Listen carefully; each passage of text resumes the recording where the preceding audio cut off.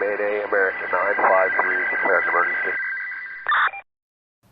Okay, well I took delivery of a package today, Radio Tone RT4, and this is pretty much how it came out of the UPS bag that it was shipped in.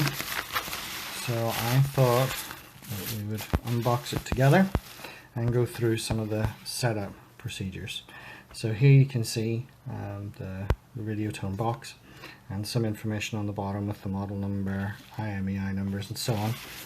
It is a dual SIM radio, network radio, so that means there are multiple IMEI numbers.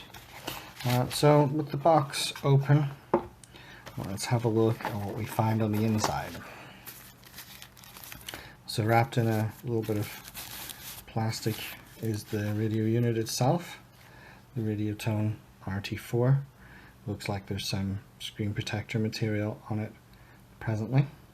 So if we look at the top, there is what will be the volume knob right there, and an antenna connector, and the screen protector as previously mentioned. On the side, hard to see in this light, but there are a few buttons there. So we have a lower button, the PTT button, and an upper button, which we'll cover in a later video, setting those up. At the back we have the battery. I have no idea actually if the battery's in here or not. Let's have a look. So that clips up. Yeah, that is the actual battery itself. So I don't know if that is charged presently or if it is not. In here we have the SD card slot and the SIM card slots, which we'll look at again at another time, and again the IMEI numbers.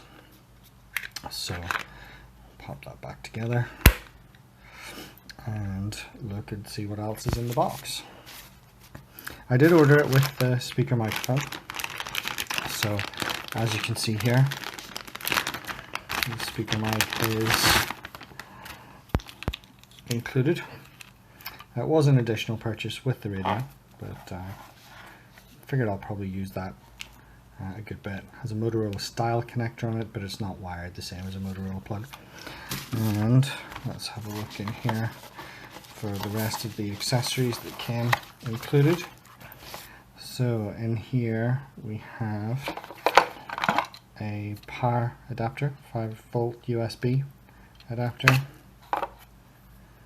an antenna. This is actually a GPS antenna. The radio antennas for the RF signal are inside the radio. We have a belt clip and a USB programming cable, standard micro USB, and the box is empty. So without further ado, I will get it turned on and we will find out whether or not that it actually came charged. So this seems to be the power button. I'm just going to hold that down, and we have some life after a few seconds of holding it. So I'll set the radio down and reposition the camera, and we'll see what materializes here.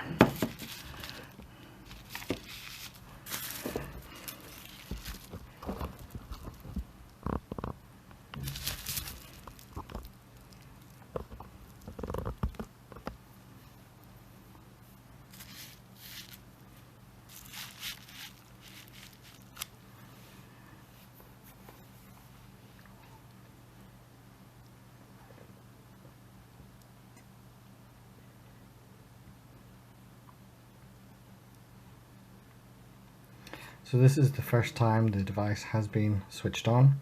We can see there it doesn't know what time it is. Is that the correct date? No, the date isn't quite correct. It's a little further ahead than today's actual date.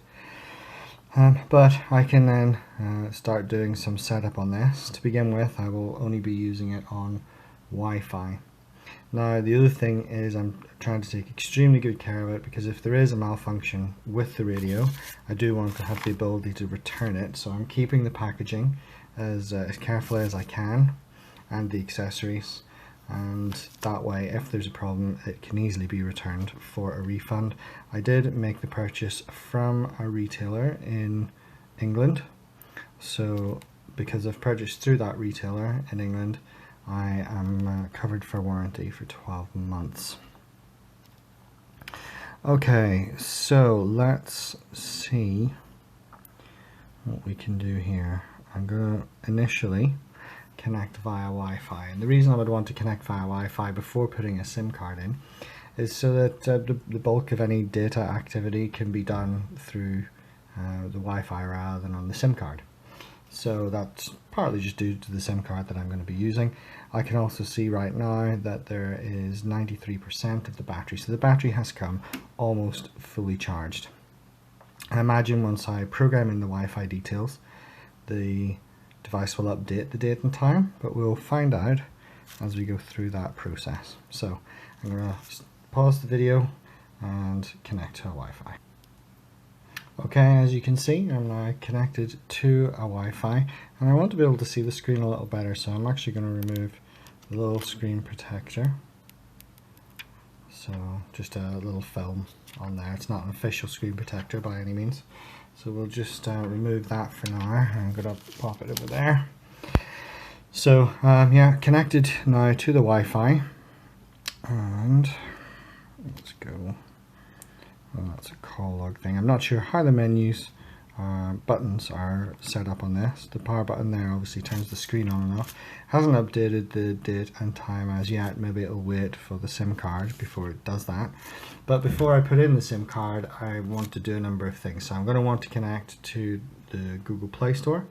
I'm also going to want to remove certain apps and install some other apps. So that's what I shall do in the next video.